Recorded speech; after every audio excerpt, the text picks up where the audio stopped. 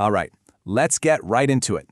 Today, we're going to break down that huge, high-stakes meeting between President Trump and President Xi, the one that was supposed to put the brakes on a chaotic trade war. But here's the big question. Was this a real deal, or was it just a temporary ceasefire? Okay, so to really get this, you've got to understand just how chaotic things were right before this meeting. I mean, for months, the world's two biggest economies, they were basically locked in this super dangerous game of economic chicken.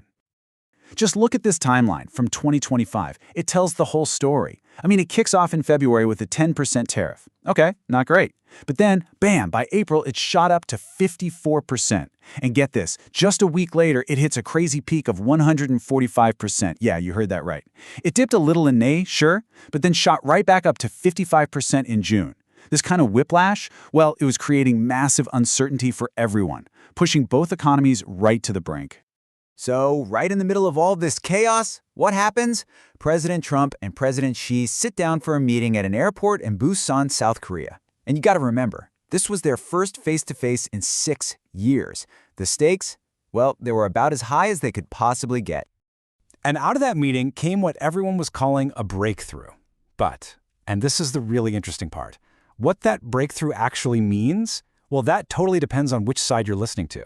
From President Trump's side, you have this incredible optimism. He's talking to reporters on Air Force One, and he's just raving, calling the meeting amazing. He even rated it a 12 on a scale of 1 to 10. So, from the U.S. point of view, this was a home run, a huge success.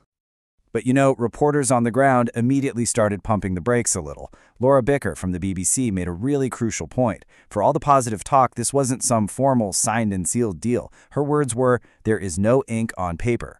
And that, well, that's a huge detail. It tells you just how fragile this whole thing might be. So, okay, what was actually agreed to? Let's get into the nitty-gritty here, the give and take. This is where you can see the real mechanics of this truce. Now, to get the deal, you first have to understand Beijing's biggest bargaining chip, and that is rare earth minerals. We're talking about a group of 17 elements that are absolutely essential for, well, everything. Your smartphone, your car, military hardware. And here's the kicker. China processes more than 90% of the world's supply. So their control over these things, it gives them incredible leverage. And that brings us right to the first big trade-off. The U.S. got China to agree to a 1-year pause on their rare earth export controls. Trump called it ending a roadblock. So what did China get in return? Well, the U.S. agreed to hit pause on expanding restrictions against Chinese tech companies. The ones on that so-called entity list, which basically stops them from buying American tech. All right, the second key exchange, this one was a little more old school. The U.S. walked away with a promise from China to buy, and I'm quoting here, massive amounts of soybeans and other farm products. And that was a huge deal for American farmers who'd been getting hammered by the tariffs. In exchange for that, the U.S. agreed to slash its fentanyl tariff on Chinese goods, cutting it right in half, from 20% down to 10%. So yeah, deals were made, right? Concessions happened. But how each country talked about the meeting afterward, it was like night and day. And it really shows you how far apart they still were on their long-term goals. I mean, the difference in tone is just wild. On the American side, the messaging was pure victory lap. A 12 out of 10, amazing meeting, outstanding decisions. But then you look at China's official statements, so much more cautious.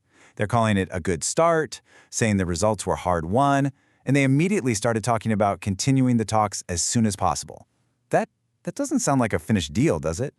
And President Xi's own words really framed this perfectly. He talked about needing to avoid a vicious cycle of mutual retaliation.